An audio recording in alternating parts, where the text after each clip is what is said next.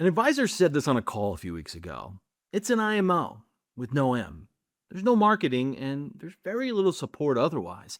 And the second he said it, I realized he stumbled onto something most agents and advisors feel the consequences of every day, but could never quite put it into words. The M in IMO was never built to market for you. And plenty of them will promise you marketing anyway, like it's something exclusive only they have, but usually they're just gatekeeping some other vendor or service provider and putting their name on it. I'm going to show you what the M actually stands for, why almost every advisor has it backwards, and the 3 ways the gap quietly costs you. By the end of this video, you'll know what to expect from the old school IMO and what a modern one should actually be driving for you. I'm not an outsider throwing rocks at this industry. I own an independent RIA. I practice what I preach, and I built my own agency from zero to $50 million a year in annuity production in just 2 years. We've since licensed that system to more than 1,900 advisors. So when I tell you the marketing problem at most IMOs is structural, I'm not guessing. I've sat on the other side of it. Here's what matters for you right now. You've probably signed with your IMO expecting it to help you grow. And if the right people still aren't landing on your calendar, you've likely blamed yourself, or the channel, or the market, or maybe even your IMO. In the next 12 minutes, I'm going to show you it was baked in from the day you signed up. Let me be fair before I'm critical, because this matters. There are many IMOs that provide real value. Carrier access, competitive comp, contracting, and hopefully product training too. That's got to be worth something. But watch what happens with one word. When an IMO has the word marketing in its name, you hear, they'll help me get clients. But that's not the kind of marketing they mean. In industry terms, the M is marketing of insurance products to and through distribution. Distribution is you, the agent. So follow the money. The IMO's actual customer is the carrier.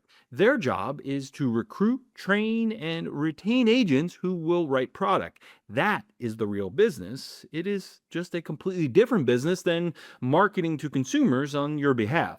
That's the old school model, the insurance middlemen. For decades, that's all the M ever had to be. Here's the gap in one sentence. When the IMO advertises marketing programs, you think they mean getting you in front of clients. What they usually mean is product collateral, recruiting materials, and maybe a lead vendor that they happen to know. That gap, the distance between what you heard and what they meant, is this whole video. So what happens when an IMO actually does try to offer you marketing? That's where it gets interesting. On a recent call, an advisor told us what his IMO handed him when he asked about their marketing program. He said, and I quote, "Here's your high-level marketing, your Go high-level account. Here's a lead that comes in. Hope you can close it." A login, a pay-per-lead vendor, a training video, all sold to him as marketing with a bill attached. Another advisor, Jennifer, told us her IMO ran webinars for years through an outside provider. Then, in her words, the owner of our IMO, who is 99% ego, had a clash with the person who provides the webinars, and so the lists have deteriorated. One falling out, and her entire lead flow went dark. That's not bad luck. That's the pattern. When an IMO offers something labeled marketing for the advisor, it is almost always somebody else's. Scratch the surface and you find a referral relationship the IMO doesn't run, doesn't control, and isn't accountable for, which tells you exactly why it collapses. The moment that the vendor relationship breaks or the owner has a bad week, your pipeline breaks with it. You can't depend on marketing that your own organization can't deliver in-house. That's why we have marketing support so rarely survives your first contract year. And even when it doesn't break, the incentives are still pointed the wrong way. Think about how your lead vendor actually makes money. They get paid when they sell you the lead, not when you close it. So their goal is not your production, it's volume and margin for them. Generate the lead as cheap as they can, sell it to you for as much as they can, and move on. Whether it ever becomes a client is your problem, not theirs. And because they have no stake in your production, they have no reason to protect it.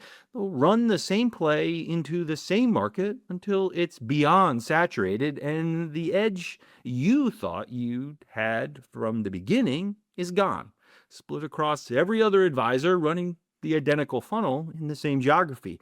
That's the deeper problem with marketing that lives outside of your production. When the people generating your leads only win on the sale of the lead, they'll never be as invested in your results as you are. The only way that flips is when the people doing your marketing are the same ones accountable for your production. Hold on to that. It's where this whole video will land. Now, there's one kind of marketing IMOs do prescribe with confidence, and that's the next trap. What IMOs actively tell you to do is the old playbook: seminars, radio, mailers, and now they're even saying, start a podcast. I had an advisor tell me his IMO's entire growth plan for going virtual was, and I quote, start a podcast for $60,000 a year. No targeting, no system, no funnel. Just start talking and hoping people find you. These channels aren't evil. They can work. The problem is the entry price.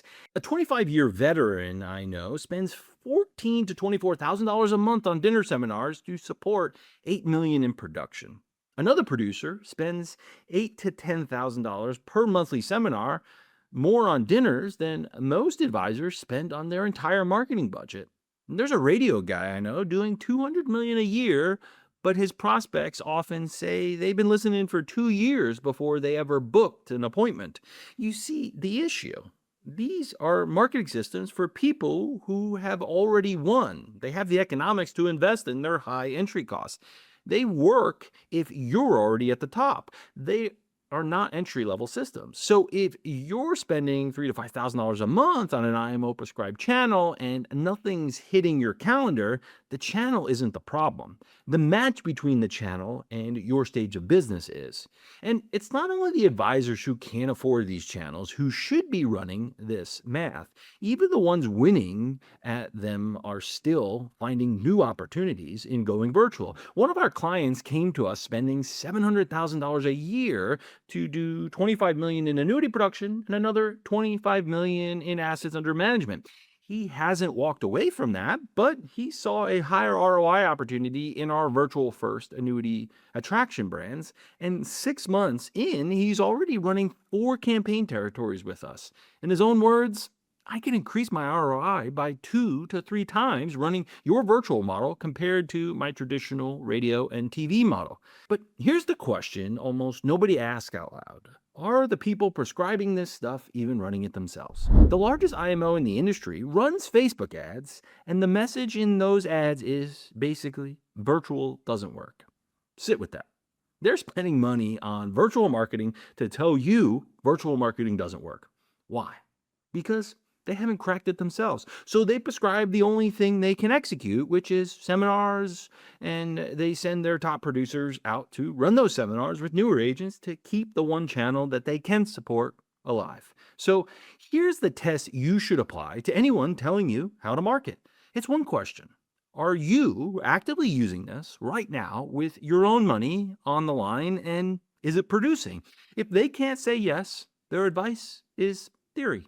We built ours the other way. We installed the system in our own agency first and scaled from $0 to $50 million a year in annuity production in 2 years. The same strategies are currently driving more than $300 million a year in annuity production across our active campaigns. The goal of every one of those campaigns is to help advisors add $5 million or more per year in annuity production, all completely virtual. I'm not telling you to run our playbook because I read about it. I'm telling you because we run it every single day ourselves. Now, that's the marketing layer, but while we're pulling back the curtain, there's a second thing your IMO isn't telling you, and this one's about your money. On a recent call, a 32-year veteran writing $6 million a year said this to me: I get 42% of the 7%. They're getting the other half. 32 years, 6 million a year in production, and he takes home around $200,000. At street level commissions, that same production pays him 390 to $420,000. He'd been leaving a couple hundred grand on the table every year and didn't have the number in front of him.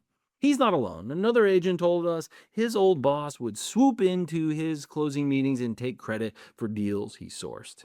His words: "We did 25 million of annuity business down there last year, and I was at least 10 of that I should have written myself, and I only got credit for about one." So let's do the math most agents never do. Pause the video and grab your last commission statement if you have it. Number one, take your total annuity premium written last year. Number two, take your total annuity commissions paid last year.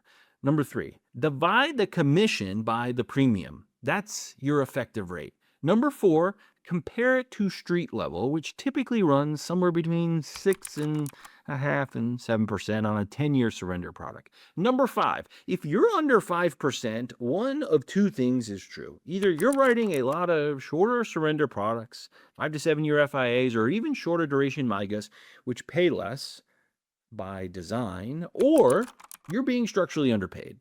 And understand what that gap really is. It's not a fee you agreed to, it's the commission you're not getting for the work the organization isn't doing for you. Moving your contracts to a place that actually produces can be a 40% raise before you generate a single new lead. So, if all of this is true, the obvious question is, do you blow it all up? Not necessarily.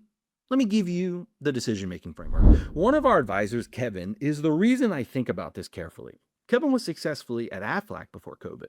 Then in person sales dried up and he got trapped on the lead hamster wheel at a big multi level IMO whose only pitch was buy more leads to succeed. That's what nearly bankrupted him, not his skill, the model. When he got onto a system that actually produced, he started from zero. He built to 4 million a year in production, and last year, just 3 years in, he cleared just under 8 million. That's an 88% growth in a single year, and he's expected to clear 12 million next year. Same Kevin, different infrastructure. So here's the decision, and it's only three options. Number one, stay and add. Keep your IMO for what they're genuinely good at in distribution and compliance, and add an outside marketing system that's actually running and producing for the people selling it.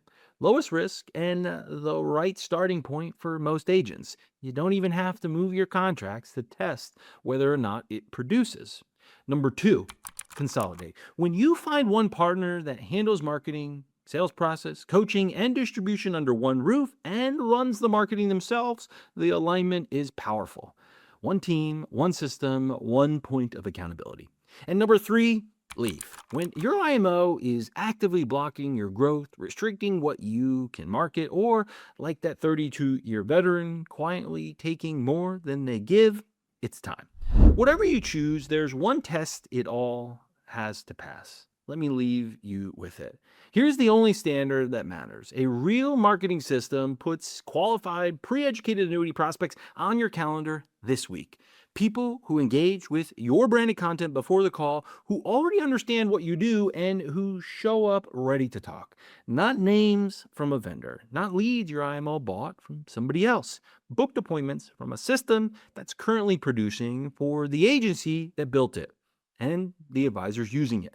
That's the bar. Anything less is just activity. Now, here's what I actually believe. Your IMO should be the one driving your production, not just handling your paperwork. That's why I built my IMO specifically to solve this, and the story of why is its own video. If you want to see what it looks like when marketing, sales process, and distribution actually work together under one roof, watch this next. I'll see you over there.